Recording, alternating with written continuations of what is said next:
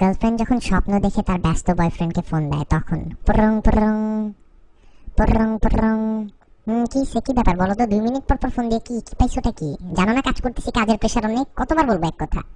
জান একটু সময় আছে, কথা বলবো। আরে দূর, কি বলবা? তাড়াতাড়ি বলো তো, কাজে আছি, তাড়াতাড়ি বলো।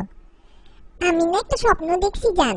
তো স্বপ্ন দেখছো তো কি, সে স্বপ্ন তো সবাই দেখে, এটা বলার জন্য কি এখন 2 মিনিট পর পর তোমার ফোন দিতে হবে?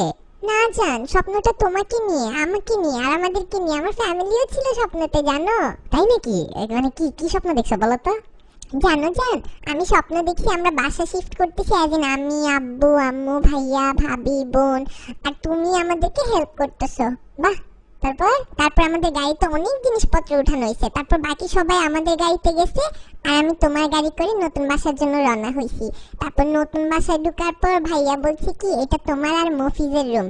জানো, বাসার সবচেয়ে সুন্দর রুমটা আমাকে আর তোমাকে দিছে।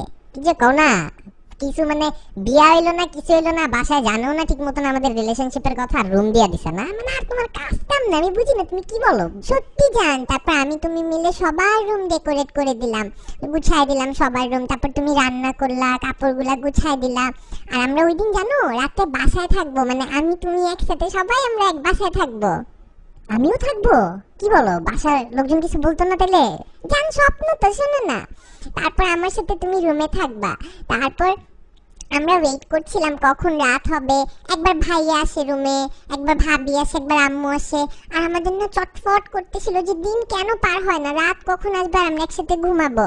আর তুমি একটু তাড়াতাড়ি বলো না, পরে রাত্রে মানে রাত্রের পার্টে আসো। দিনের গুলো তো বুঝলাম, কাজ করলাম, তোমাদের নিয়ে আসলাম বাসা থেকে, পরে রাত্রের গুলা বলো।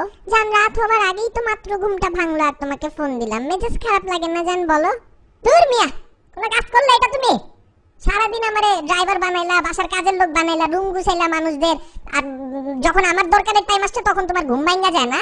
মানে দিনে পুরো কাজটা উদ্ধার করে নিয়ে তারপর যখন স্বার্থ শেষ তখন তোমার স্বপ্ন ভাঙতে হবে, আর কাজ কাম পাও না। না এইসবের জন্য আমারে ফোন দিছো তুমি? ফোন রাখো, আমি মেজাজ খারাপ করে দিছো। জান ফোন রাখো তুমি, আজ এটা কাজ করতেছে আর ফোন দিও না তো। আগামী 10 ঘন্টা তুমি কোনো ফোন দিবা না আমাকে।